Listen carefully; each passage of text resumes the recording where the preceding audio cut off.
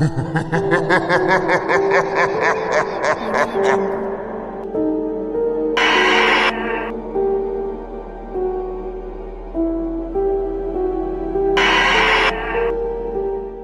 Historias. El jinete sin cabeza y la noche en que Sleepy Hollow dejó de existir. Centinelas del abismo, esta noche no van a escuchar una leyenda, van a ser escuchados por ella.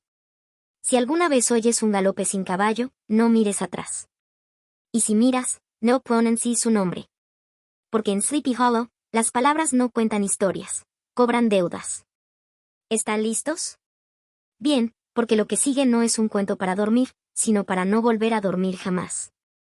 Yo no soy una turista, ni una creyente ciega. Soy la voz que atraviesa la niebla y la devuelve convertida en espejo. He estado en demasiados pueblos que fingen normalidad, con sus mesas de madera, sus pasteles tibios y esa costumbre de ignorar lo evidente. Sleepy Hollow era uno de esos lugares que se presumen postales, hasta que lo escuchas respirar. Llegué a un martes sin nombre, ese tipo de día que la agenda prefiere olvidar. Octubre recién afilaba el frío, y los árboles parecían manos levantadas pidiendo perdón. El aire olía a hojas húmedas y a hierro viejo, como si la memoria del pueblo estuviera oxidándose. Apreté el abrigo, sonreí para mí y pensé, perfecto. A mí me gustan los escenarios que se creen inocentes. Son los que mejor gritan cuando los tomas del cuello. En la posada, la dueña me dio una llave con un llavero de madera en forma de calabaza.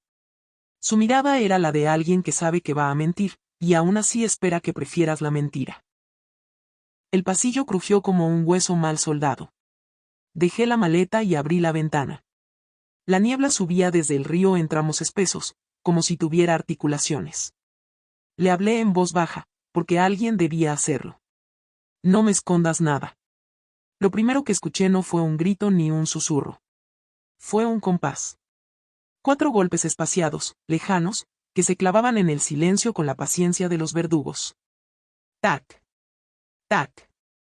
Tac. Tac. No había caballo. No podía haberlo. Y, sin embargo, estaba ahí, en algún lugar del aire, haciendo vibrar los cristales y ajustando mis pulsaciones a su dictado. Lo habitual habría sido cerrar la ventana. Yo, en cambio, la abrí de par en par. El lugar donde la niebla tiene nombre.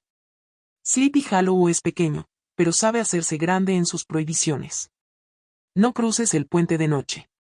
No nombres al jinete en voz alta. No te quedes después del toque de farol. Tradiciones que huelen a pólvora apagada. A mí me divierte cuando una comunidad decide que el miedo es una herencia. Lo visten de moral, lo exhiben en el porche y lo llaman costumbre. El miedo educa, cuando conviene. Caminé hacia la plaza. Las casas, con sus vidrieras cansadas, reflejaban figuras que yo no veía pasar. El farolero, con manos tan temblorosas como los halos de luz, evitaba mirarme a los ojos. Le pregunté por el puente. Me contestó que era peligroso de noche. Le pregunté por el jinete, y su voz falló en la misma sílaba en que todos fallan, ji. No la terminó.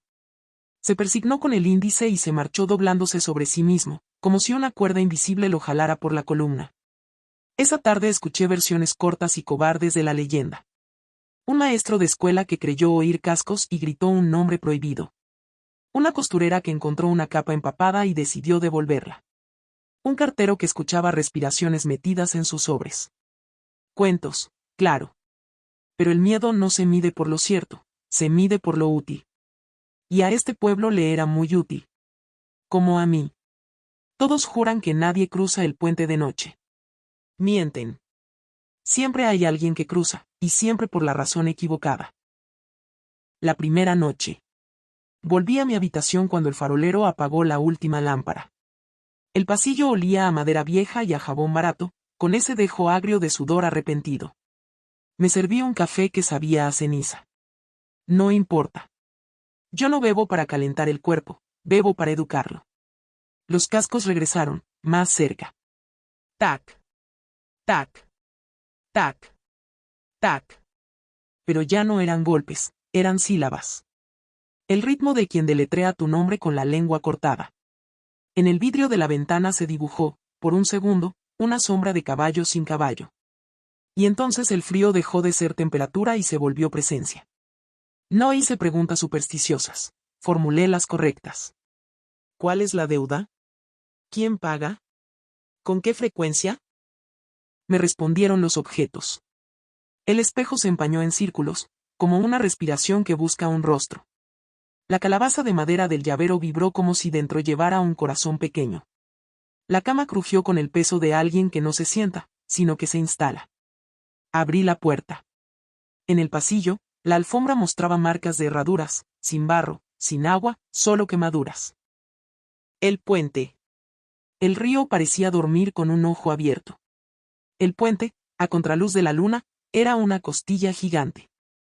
El olor a hierro era tan intenso que supe dos cosas. 1. Alguien había sangrado allí recientemente.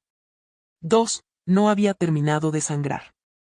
El primer farol colgaba de un gancho torcido. El segundo, de un clavo que parecía un dedo acusador.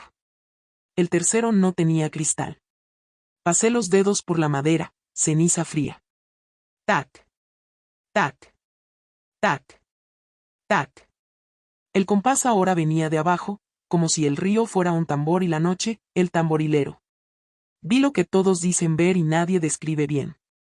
No una figura, no una sombra, sino un vacío con forma de jinete montado sobre la oscuridad de un caballo que parecía hecho de humo denso. Donde debía estar la cabeza, había una ausencia que dolía a la vista, un hueco que chupaba la luz y la devolvía convertida en cuchillo. En su mano derecha sostenía algo envuelto en un paño que goteaba lentamente a mis pies. El paño cayó. Dentro había una calabaza tallada con precisión quirúrgica. No era el rostro del jinete, era el mío. Mis facciones, mi gesto de arrogancia en el labio superior, la forma en que ladeo el mentón cuando decido que yo voy a tener la última palabra. La calabaza reía con la mía. Reía con todos mis dientes. Y, sin embargo, los míos seguían en mi boca. La calabaza tenía la boca cosida con un hilo que no era hilo, eran crines pegadas con sangre. La deuda. No me asusta el teatro del terror, lo respeto. Apreté la calabaza entre mis manos. La madera respiraba. El vacío donde debía estar la cabeza del jinete emitió un sonido como de un fuelle viejo. Una aspiración que no busca aire, sino recuerdos. ¿Qué quieres? Pregunté. No hubo palabras. La respuesta fue una imagen incrustada en mis ojos. Un campo de batalla empapado de barro y tripas, una cabeza cayendo y rodando. Un caballo entrenado para obedecer a un cuerpo que ya no tiene quien lo gobierne. La orden que quedó grabada como tatuaje, vuelve con lo que falte. Lo que faltaba era simple, una cabeza. Pero no cualquiera. Una que se inclinara viva, una que quisiera ser tomada. Nadie la había ofrecido, por eso volvía cada octubre. La calabaza con mi rostro descansó sobre el tablón central del puente. Comprendí la parte más elegante del juego. El jinete no me exigía morir, me exigía narrar. Porque lo único que inclina la cabeza de millones es una historia contada con la precisión de una guillotina. Cuando el vacío se acercó, no me olió la piel, me olió las palabras. El pueblo que dejó de existir. A la mañana siguiente, el pueblo estaba como siempre, salvo por una omisión absurda, nadie pronunciaba puente. Decían ese lugar, allá, donde pasó aquello. El lenguaje es una sábana corta, cubre la vergüenza y deja los pies al aire. Una panadera me confesó que su marido no había regresado en 3 años. En su estante, junto a los bollos, había herraduras diminutas bendecidas con sal. Le pregunté a quién rezaban. Respondió, a nadie. Me reí. Odio las devociones deshonestas. El alcalde me recibió en una sala con retratos torcidos. Intentó comprar mi versión, necesitamos calma. Yo no vendo calma, la destruyo para que algo verdadero ocupe su lugar. Le pedí archivos, nombres, testimonios. Dijo que no existían. El techo dejó caer polvo gris. No era yeso. Eran cenizas. Segunda noche. Los sonidos tienen horarios. A medianoche, el compás. A las 12:04, la respiración. A las 12:08, el roce de crines contra madera. A las 12:12, el silencio que hace que tus órganos crean que cambiaron de lugar. Abrí la calabaza.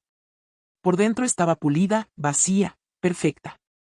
No era una amenaza, era un molde. Uno dispuesto a acomodar aquello que yo supiera arrancar del mundo con una narración afilada. Una carta bajo la puerta. Sin remitente. Decía, el puente no cobra a los devotos. Cobra a los curiosos. No estaba escrita con tinta, sino con agua de río. La letra se corría como lágrima. Yo no soy curiosa, soy ambiciosa. Y a la ambición no la calma nadie. Prometí no cruzar el puente esa noche. Promesas, promesas. Los que faltan. Cada pueblo guarda su inventario de ausencias. Fui casa por casa y recogí pedazos. Un anillo con muesca, un listón de caballo, un cuaderno con líneas arrancadas. Un trozo de capa con olor a establo. Al caer la tarde, una iglesia sin campanas me llamó. Las tenían tapadas con sacos.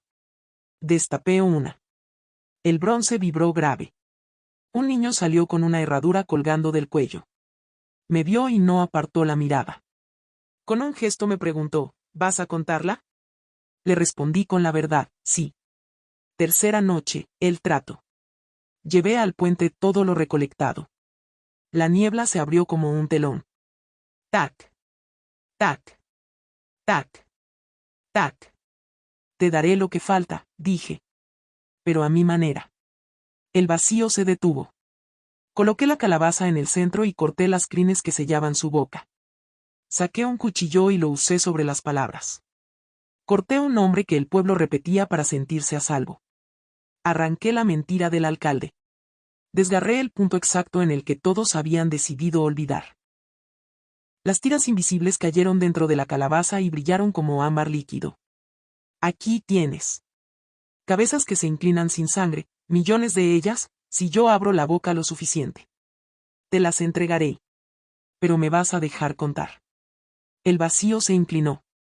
La noche aceptó. A cambio, el puente me pidió mi silencio. Me reí. Nadie me manda callar. El ensayo general. Probé con los pocos que quedaban fuera al anochecer. Les dije lo que no querían oír. Que el galope entraba por sus ventanas porque ellos lo invitaban. Que cada herradura bendita era una puerta abierta. Que tapar campanas era escribirle una invitación al vacío. La calabaza, en mi mesa, latía. Cada vez que una frase mía hacía que alguien desviara la mirada, su peso aumentaba. El alcalde me entregó finalmente los archivos. Fechas, objetos, víctimas.